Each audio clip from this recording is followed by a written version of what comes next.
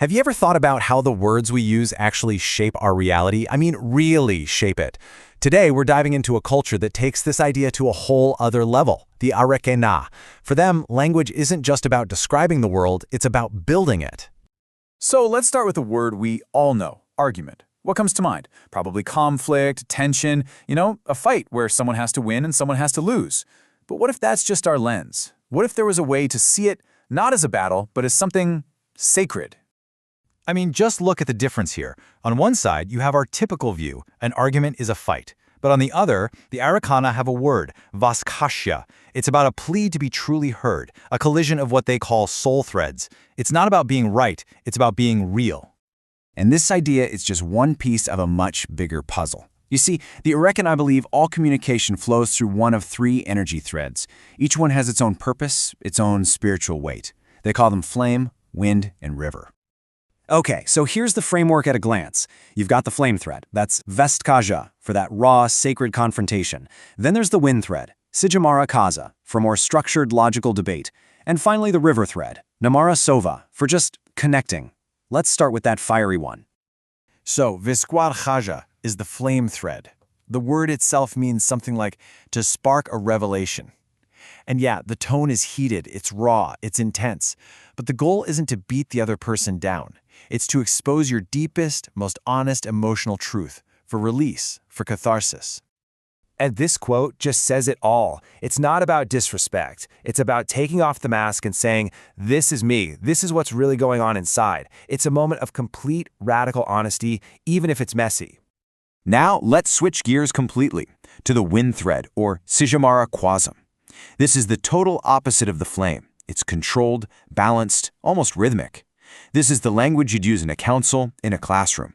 The goal here isn't an emotional release, it's about clarity. It's about weighing different truths to find a clear path forward. And then you have the river thread, Namara Sova. And this is just beautiful. This is the language of pure connection. Think about talking with your family or a deep conversation with a close friend. It's calm, it's gentle, it's all about understanding. I love how the source material puts it. There are no sides, only streams seeking the same ocean. So this isn't just some abstract theory about how to have a conversation. This entire philosophy, knowing which thread to use and when, it actually ripples out and affects everything. It shapes how the Areqqana see their own bodies and how they build their most intimate relationships. It makes sense, right? If you believe every word and conversation has an inner essence, a soul, then of course you'd believe the same thing about the physical body. That same sense of honor extends right from their words to their skin. And listen to these descriptions. They're so poetic. A lean person isn't just skinny. They're kaliva, lean like fire's edge. A muscular build is kasurul, like it's carved like stone. And a chubby body is nakumi, a milk body that signifies warmth and comfort. There's no judgment, no ranking, just different kinds of beautiful. This quote really just nails the whole belief system. Every single person's body is a temple, a sacred space, shaped by its own unique energy, its own tide. So, if you truly believe the body is a temple, how does that change the way you talk to someone you care about?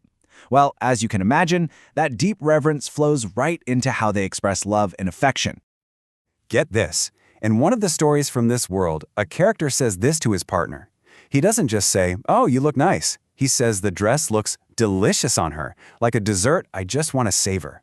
It's so playful and warm, and it's about celebrating her, not just what she looks like. All right, so we've covered how they talk, how they view their bodies, how they show affection.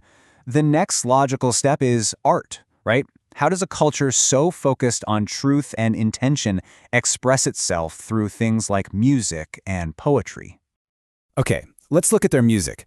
There's this genre called kaharuba. The name means something like the rhythm of the joy tide, which is amazing. It's all about high-energy, danceable music that's meant to bring people together in celebration. And check out this mix of influences. We're talking 70s disco, funk, soul, new jack swing, even cumbia.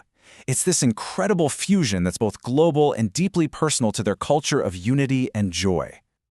Okay, so joyful dance music. That makes total sense. That's the river thread in action.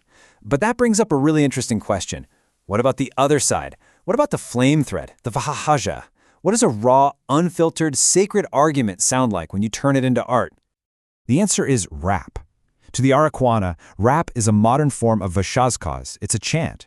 The voice is the fire. The breath is the rhythm. It's seen as this incredibly powerful and sacred way to speak truth about struggle, about identity, about life with pure, unfiltered power.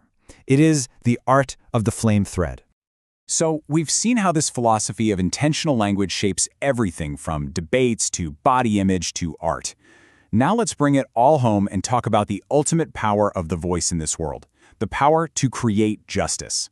And there's this final, incredibly profound concept called kiafia miran. It's defined as the sacred act of honoring the path less traveled, of consciously choosing to stand with those who are often overlooked, the quiet ones, the unseen threads in the tapestry of society. This is all about resisting the pull of the loudest voice in the room, the flame that blinds, and instead choosing to listen to and stand with the voice left trembling. It's about using your own voice not just for yourself, but to amplify the voices of others. And that right there is the heart of it all. In the Areqqana world, words are never, ever passive. They are active. They are tools. They are the building blocks you use to create connection, to honor truth, and to literally construct the world you live in. And that, of course, turns the question right back to us. If every single thing we say is an act of creation, it really makes you stop and think. What kind of worlds are you building with your words?